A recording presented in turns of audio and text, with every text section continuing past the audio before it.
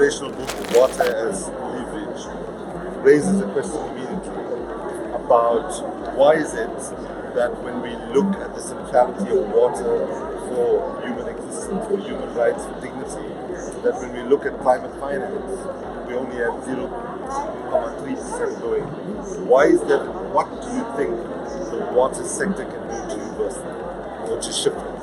Well, why is the big question? Because if we had the solution or the answer to that, we would be able to scale. There are many reasons why. And I think one is, while water is so amazing, connected to everything in life, it also makes it complex.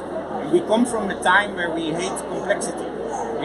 We thought that every problem could be solved by a single focused solution, which is not the case.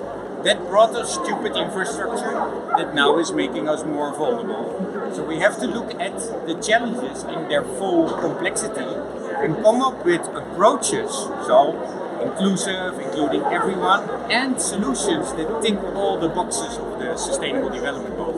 And water can do that because with water, better health, but also opportunities for kids and women, especially girls, when you think about hygiene and sanitation facilities, no longer monthly dropouts. But it's also water and climate. 90% of our climate disasters are water related. Too much, too little, but also the pollution is increased by climate change. And then mitigation is really being helped by securing good water treatment, capturing water with our wetlands, capturing carbon sequestering in our cities, working with businesses, and of course adaptation, building resiliency. But that is a complex, because it's a comprehensive story. So people want quick fixes for complex challenges. And water cannot be unraveled and said, oh, you just do this and then you're done.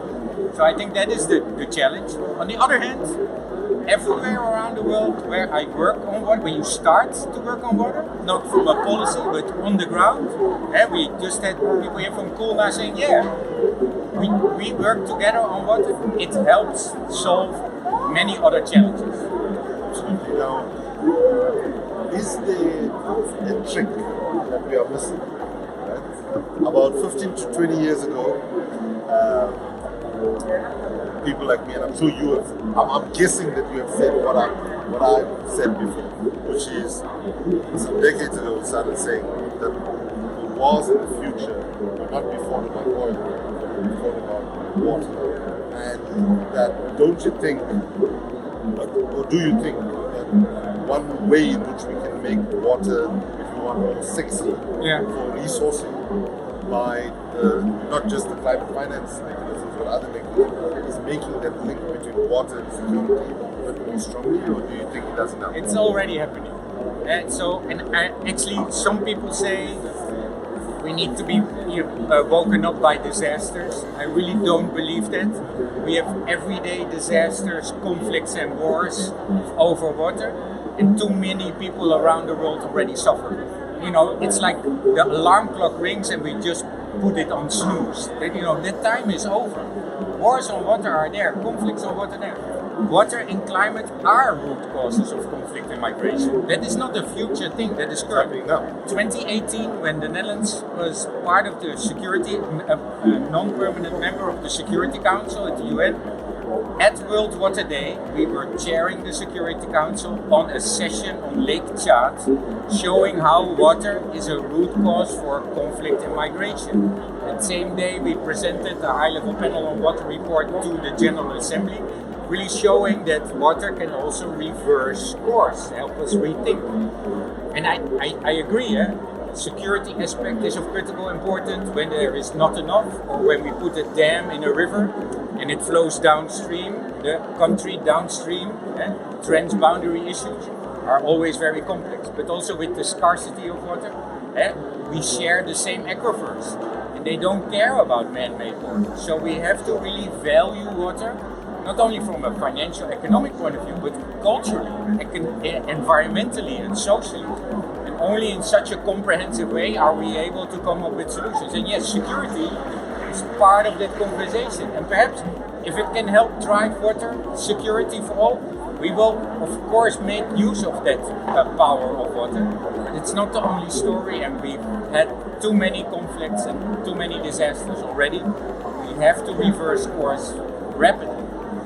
The reason I raise water as a strategy to access resources is because even on my continent, Africa, it seems when there's investments to be made on the security side, the poorest of countries can find money to invest in security and so on. So in that sense, I mean, and you know, when you talk about Lake Chad, I was in a meeting with Ban Ki-moon a couple of years ago when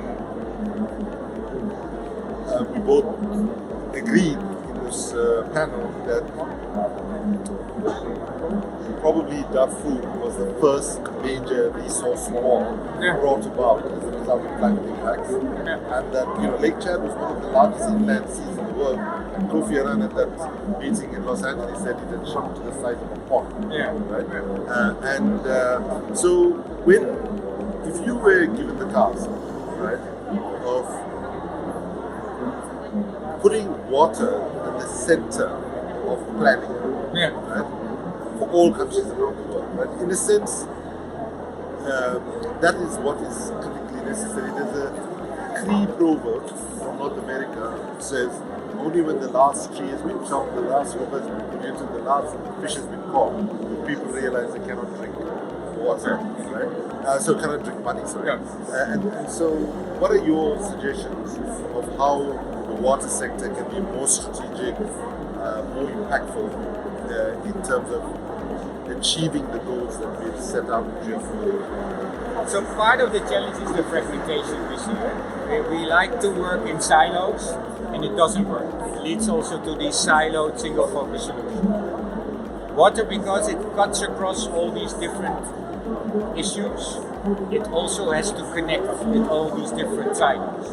And we have a water pavilion for the first time ever at the COP, which is not a pavilion for water people, it's a pavilion for the world to show and discuss and empower how water can be a driving force for climate action, for sustainable development, for food security, for energy efficiency, for biodiversity, for peace and security. So we are not here to talk about water, we are here to make those connections. And I think that is the first step.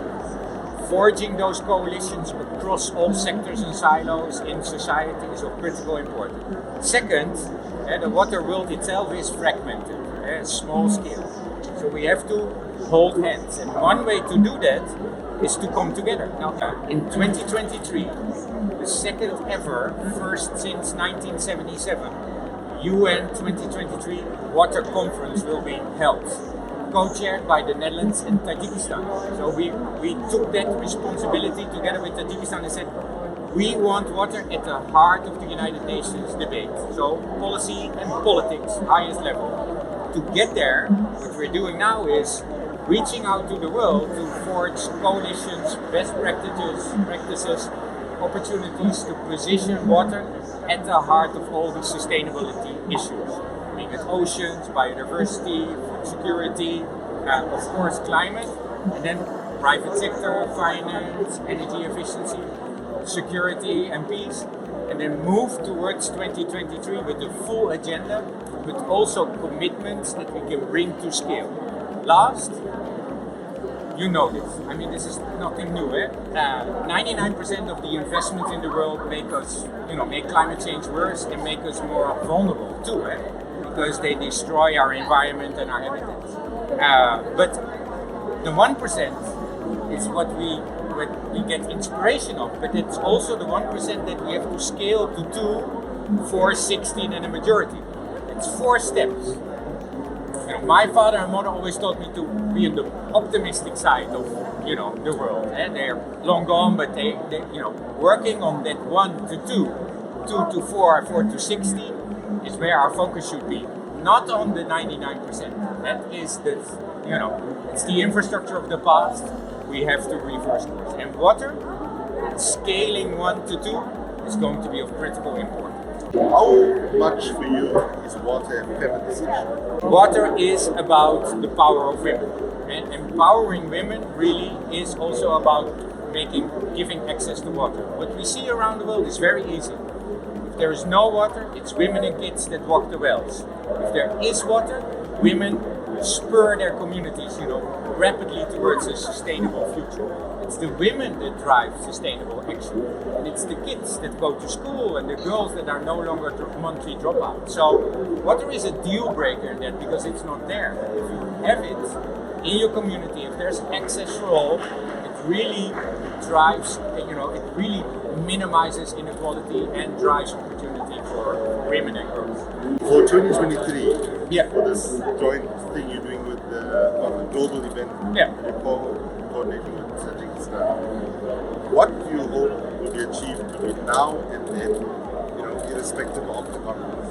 And then what you see convening in 2023, the Summit of Water, which itself would be a good thing to get global attention.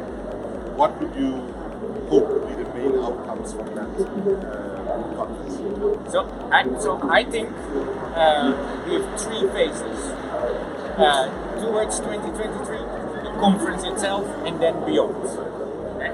Leading up to 2023, there are three things I think we have to do. One, make very clear what this gap is. Clear understanding, better understanding on what needs to be done. Second, rally coalitions, public and private, NGO and government, to come together and say, okay, this is what we will, this is the gap, this is what we can do. 2.3 billion people in the world lack access to safe drinking water. Okay, what are you committing to bridge that gap? 1 billion for them in that region, 1 million here, 500 there. So really identifying the actions that can be committed towards 2023 and empowering those coalitions across what we have, public and private. Bring that full agenda to 2023. So not a talk show where global leaders only talk about the challenges, but 3 days of empowering those coalitions. It can be small scale like we have in Kulna, in Samara, in Chennai, or larger scale with private finance, public finance, and bigger, bolder actions in Africa, Latin America, Asia, and the Middle East. Yeah, and then post 2020, and so then 2023 is really about, can we create this water pact? Because water is not, we don't have a negotiation, but I think the world should, across all the sectors and silos, reach a pact. Say, this is what we will do on water. And that agreement, that pact, will drive the implementation post 2023. Because after this conference, it should really be about implementing best projects, scaling them up, and mainstreaming water security across the world. So these three phases, with those coalitions across, are of critical importance. What you seem to be saying that has been missing, is critically needed in all three of the phases that you spoke about, is to fully embrace the idea of intersectionality. Yeah. Do you agree? Yeah, I totally agree. Yeah. If we don't embrace that, from its complexity, from the way we drive partnerships, when we work together, our collaborations across everything are of critical importance, and if that isn't driving the actions forward, then again we'll end up in a world that is worse off. Henk, I hope in the future there will be a few more water envoys like you. Yeah, I hope too. Many, 1 million. And I think the world will be a much better place and more resourceful. So thank you for the work that you do.